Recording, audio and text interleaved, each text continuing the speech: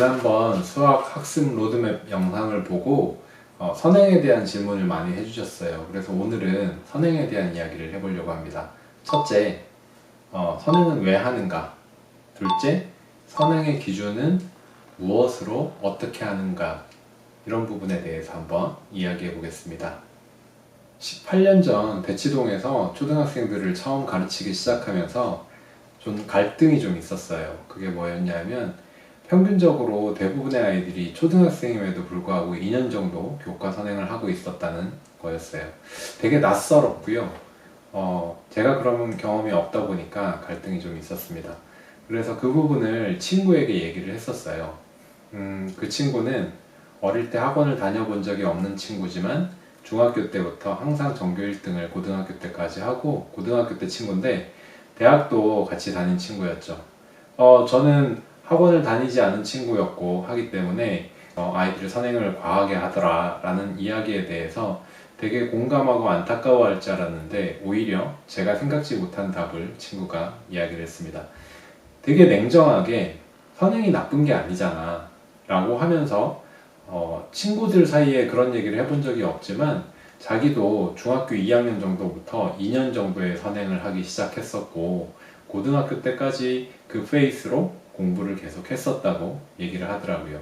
마치 고백하듯이 말이죠. 네, 그래서 되게 친한 친구다 보니까 고등학교 때 놀던 생각만 하고 물론 공부도 열심히 했었지만 놀던 생각만 하고 왜 그랬었냐고 그때 도대체 물론 항상 전교 1등 하던 친구이기 때문에 항상 공부를 열심히 하고 잘하던 친구이긴 했지만 왜 그랬었냐고 물어봤더니 친구가 그때는 공부가 정말 재미있었다고 하더라고요. 누가 시켜서가 아니고 근데 생각해보면 중학교 2학년 때부터 고등학교 때까지 제가 알기로 거의 모든 시험에 전교 1등을 했으니 공부가 재미없었으면 이상하죠, 그죠? 그런 친구의 이야기를 듣고 냉정하게 저를 사실 돌아볼 수 있는 계기가 되었어요. 저는 선행을 하지 않아서 고등학교에 가서 실제로 고생을 많이 했습니다. 고등학교에 가니 수학 진도가 그 20년도 넘은 그 당시에 학원도 안 보내는 학교였어요. 늦게까지 잡아서 네가 스스로 공부해서 가는 거야. 학원은 보내놓으면 다른 짓을 자꾸 하니까 학교에서 학생들을 믿지 못하고 늦게까지 야자라고 하죠. 그렇게 늦게까지 공부를 시키는 학교였습니다.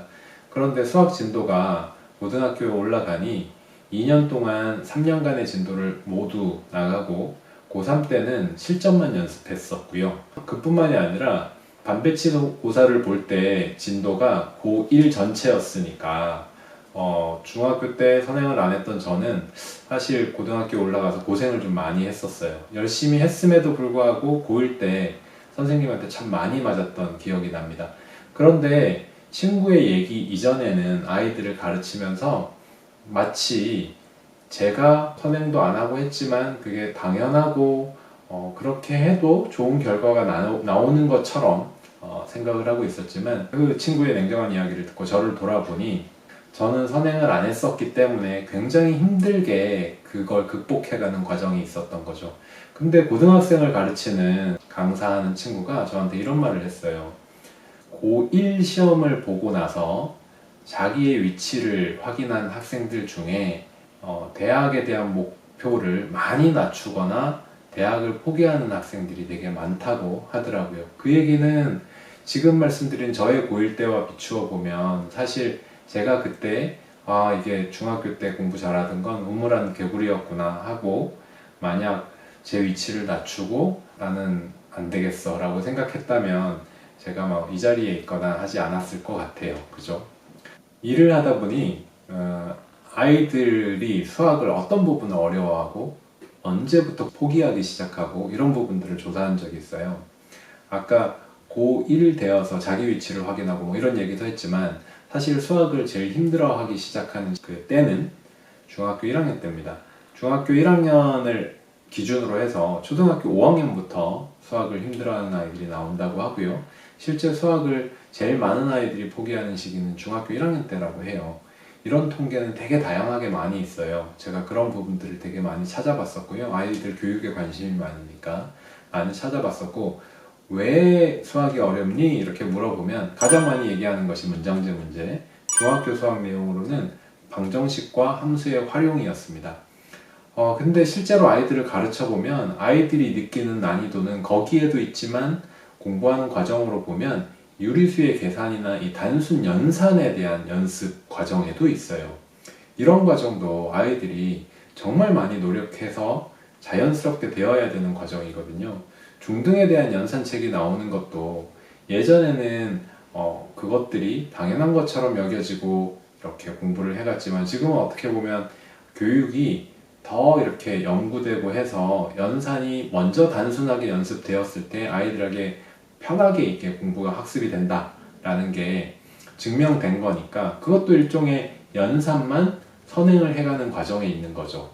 개인적인 경험에 비추어 얘기한 고등학교에 들어갔을 때 힘들었던 것, 그 다음에 통계에서 보여지는 중학교에 입학할 때 수학이 힘든 것, 이런 이야기들을 비추어 보면 이거 공통점들이 있는데요. 학교가 바뀔 때 공부에 대한 학습량에 대한 증가, 그 다음에 깊이가 더 깊어지는 부분들 때문에 아이들이 학습에 대한 부담을 느끼고 더 어려워하고 하는 시기라는 거죠.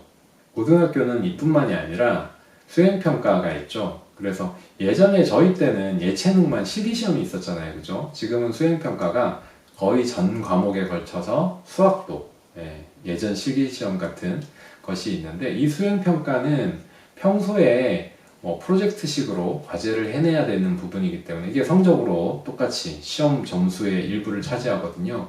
그렇기 때문에 이것도 굉장히 중요해요. 그러다 보니까 고등학생이 되어서 또는 중학생들도 비슷한데 수행평가가 성적에 많은 영향을 미치고 또 고등학생들은 성적을 잘 받기 위해서 수행평가를 제대로 하려고 하다 보니 진도 학습은 할 시간이 없다는 얘기도 듣게 됩니다. 선행은 이런 학습 환경에서 학습 전략으로 생각해야 되는 부분이에요. 저는 선행보다 사실은 심화학습에 대해서 더 중요하게 생각하고 그 부분을 많이 강조하는 사람입니다. 실제로 그래야 된다고 생각하고요. 선행을 하더라도 수박 겉핥기식의 개념만 배우는 선행은 절대로 해서는 안 된다고 생각하고요. 선행의 목적과 전략 이런 부분들을 잘 생각해서 어떻게 해나가야 되겠다라는 걸 잘 생각해야 되는 거죠. 선행은 입시에 꼭 필요한 전략입니다. 그렇게 생각하셔야 돼요. 특히 학년이 올라갈수록 그렇고요. 자, 이제 선행의 기준에 대해서 한번 이야기해 볼까요? 첫째, 영재고나 과학고를 보낼 아이들. 우리 아이가 어릴 때부터 영재성을 가지고 있었고 수학, 과학으로 키워줘야 되는 아이예요. 이런 경우는 선행이 기준이 전혀 완전히 다릅니다. 똑똑한 아이들이 공부를 하는 거고 뿐만 아니라 과학고에 가서 영재고에 가서 공부하는 커리큘럼은 일반고와는 다르죠. 그렇기 때문에 충분한 학습이 되어야 되고 수학 경시도 해야 되고요. 하기 때문에 이 아이들의 기준은 중학교에 올라갈 때 고등학교 1학년 심화까지는 적어도 하는 것, 그게 평균적인 기준이에요.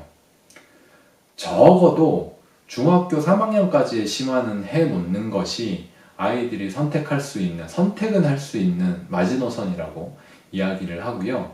그렇기 때문에 영재고를 선택한다라고 하면 충분한 선행을 해야 되는 게 맞습니다.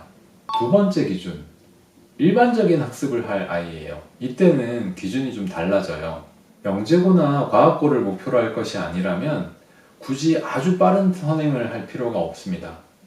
말씀드린 것처럼 전략적으로 선택을 해야 돼요. 예를 들어서 빠른 선행이라고 하면 고등학교에 올라갈 때 고등학교 수학을 다 해놓고 올라간다. 그러면 가서 정말 실전 문제만 푸는 거죠. 고등학생을 가르치는 선생님에게 듣기로는 이런 케이스 같은 경우는 킬러 문제라고 하는 수능에서 변별력을 갖기 위해서 내는 아주 어려운 문제, 이런 문제들 위주로 공부하고 내신 챙기고 하면서 수능도 잘 볼 수 있는, 수능을 하나의 무기로 가지고 갈 수 있는 이런 학습 전략을 가지고 갈 수 있다고 하고요. 그럼에도 불구하고 3년을 다 꼭 해놔야 되느냐? 그렇진 않아요. 1년을 하든 2년을 하든 3년을 하든 그 사이의 차이는 뭐냐 하면 고등학교에 올라가서 좀 더 열심히 해야 된다. 이런 기준은 있겠죠. 1년을 한 아이와 3년을 한 아이가 비교를 하면 1년을 한 아이는 올라가서 진도학습도 충분하게 해야 되고 하기 때문에 이게 차이는 좀 있겠죠. 조금 더 열심히 해야 되겠죠. 제가 아까 말씀드린 저는 선행을 하나도 안 했기 때문에 고등학교 1학년 때 엄청나게 열심히 하고 힘들었거든요. 그런 부분들을 생각한다면 고등학교에 올라갈 때 충분한 선행, 그 다음에 또 하나는 중학교, 아까 말씀드린 중학교 선행에 대한 기준 시기는, 이 부분은 이제 제가 전문가이기 때문에 분명하게 제안 드릴 수 있는데, 초등학교 5학년 중에 중등을 시작한다. 즉 1년에서 2년. 물론 이 1년도 하나의 기준일 뿐, 아이가 이게 무리되는 아이다라고 하면 심화의 선행을 빨리 하는 시기는 차츰차츰 될 수 있도록 당장은 자기 학년에 집중하고 조금씩 빠르게 할 필요가 있어요. 하지만 지난번에 학습 로드맵 영상을 보시면 아시겠지만 초등학교 3학년 때부터 계획을 장기적으로 세워가면 분명히 조금씩 빠르게 할 수 있거든요. 이렇게 했을 때, 실제로 그렇게 아이들을 공부를 시켰을 때 성과가 괜찮았고 후에 명문대에 가서 연락이 오고 이런 제자들을 보면 초등학교 5학년 중에 중등을 가는 게 아이들에게 무리가 되지 않고 장기적인 계획을 잘 세워놓는다면 하기 때문에 일반고에 들어가는 전략이라고 해도 초등학교 5학년 중에 중등을 들어가는 정도, 1년에서 한 1년 반 정도, 그 정도의 계획이면 제 기준에서는 충분히 빠르다고 할 수 있습니다. 반대로 너무 빠른 선행은 아이들의 학습 정서를 해쳐요. 학습 정서라는 건 스스로 공부하고자 하는 의지인데, 너무 빠른 선행을 하는 아이들은 이런 부분이 아이들에게 부족하거나 지치게 마련입니다. 개념을 익히고 충분한 심화를 하면서 단단하게 실력을 쌓는 아이들은 안정감을 가지고 학습을 이어갈 수 있죠. 하지만 선행의 중요성만 강조하면서 너무 빠르게 이렇게 달려가는 선행은 저는 아이들이 지친다고 생각합니다. 심화를 충분히 하는 과정에서는 학습에 대한 재미도 많이 얻을 수 있어요. 다만 이런 부분들은 아이들에 따라서 조금 성향은 다르더라고요. 예를 들어 선행 자체를 즐기고 자랑스럽게 생각하는 초등학생들도 많이 있어요. 이게 실제 그래요. 아이들이 막 자기는 어디까지 공부했다고. 있지만 이게 정말 다져지면서 실력 쌓기로 갔느냐 아니면 겉멋드는 공부가 되었느냐, 이런 부분도 차이가 있을 거라고 생각하고요.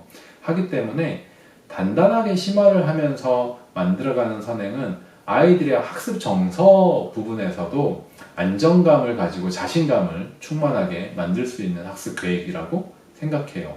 너무 빠른 선행을 한 아이들은 중학교에 가서나 고등학교에 가서 정작 진짜 열심히 공부해야 될 때 지쳐서도 있겠지만, 때로는 자기가 원해서 한 공부가 아닐 때, 사춘기를 지나고 사춘기도 지나서 고등학생이 다 되었는데도 공부를 하지 않거나 하는 아이들도 덜어 봤습니다. 그런 이야기를 듣기도 했고요. 그래서 저는 학습 정서라는 부분도 굉장히 중요하다고 생각해요. 그렇기 때문에 아이들에 따라서 선행의 속도든 이런 부분들은 맞는 아이가 있다고 생각하고요. 생각나는 아이가 있는데, 초등학교 5학년이었던 여학생이 있어요. 초등학교 5학년 때 대전에서 이사 왔습니다. 대전에서 이사 와서 그 강남 쪽에, 잠실 쪽 강남 쪽에 살던 아이였는데, 이 아이가 수업하거나 할 때 간혹 이제 대화를 나눌 여유가 될 때 저한테 하던 얘기가 있어요. 선생님, 왜 아이들이 선행을 이렇게 많이 하는지 저는 이해가 안 가요 라고 하면서, 자기가 수학시험에, 학교시험에 100점 맞았는데 80점 맞은 남자아이들이 와서 너는 중3에 뭐 무슨 문제 풀 줄 아니? 아유, 초등학교 5학년 수학밖에 할 줄 모르는 게, 아유, 이러면서 시비를 막 건다는 거예요. 그러니까 그 아이들은 왜 자기 학년 수학도 제대로 못하면서, 저는 선행 안 한 거 맞아요. 근데 선행을 하더라도 자기 학년 거 제대로 하고 해야 되는 거 아닌가요? 아무리 시기심이 있다고 하더라도 그런 식으로 얘기하는 건 정말 저는 잘 이해가 안 가요. 왜 그렇게 선행들을 많이 하는 거죠? 라고 저한테 얘기를 했어요. 그래서 제가 아이의 마음을 풀어주고 하면서 아이와 대화를 하다 보니까, 이 아이는 대전에 있을 때 친구들과 도서관에서 정말 많은 책을 읽고 토론하고 학원을 다닌 적도 없고요. 학교 도서관에서 살면서, 그러니까 방과 후의 시간이 부모님하고 동생하고 남동생이 있었는데 도서관에서 책들 보고 아이들하고 그거에 대해서 이야기하고 이렇게 학창 시절을 초등학교 5학년 때까지를 보냈다고 하더라고요. 그러니까 지식에 대한 호기심이 있는 아이들끼리 그런 것들을 찾아보고 서로 대화하고 이런 것들이 있었지, 학원들에 가서 문제를 많이 풀고 선행을 많이 하고 이런 문화가 아니었다고 하더라고요. 정말 똑똑한 학생이었고, 그리고 한 번은 책을 쌓아가지고 친구한테 빌려주는데 수학책만 정말 이만큼을 쌓아가지고 그 쇼핑백 큰 거 있죠? 그런 거로 2쇼핑백을 쌓아가지고 같은 교실에서 수학 공부하던 학원에서 하던 아이에게 빌려준 적이 있는데, 제가 그걸 보면서 엄청나게 감탄을 했던 기억이 납니다. 책을 매우 좋아하는 아이였고, 나중에 이제 저하고 공부하는 과정을 지나가서도 중등 영재교육원에 들어가서 잘 적응하면서 공부를 했다는 소식을 들었어요.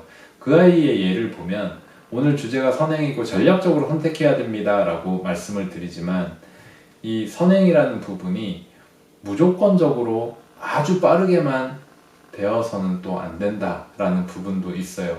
분명히 깊이 있는 학습이 더 중요하고, 아이들이 학습에 대해서 스스로 자존감도 그렇고 학습의 정서도 그렇고 이런 부분들을 가질 수 있도록 해줘야 되는 것도 중요하고요. 결론적으로 선행은 나쁘다 좋다를 논할 게 아니라 입시에 대한 학습 전략으로서 잘 선택하고 잘 계획할 필요가 있다는 점을 오늘 꼭 말씀드리고 싶습니다.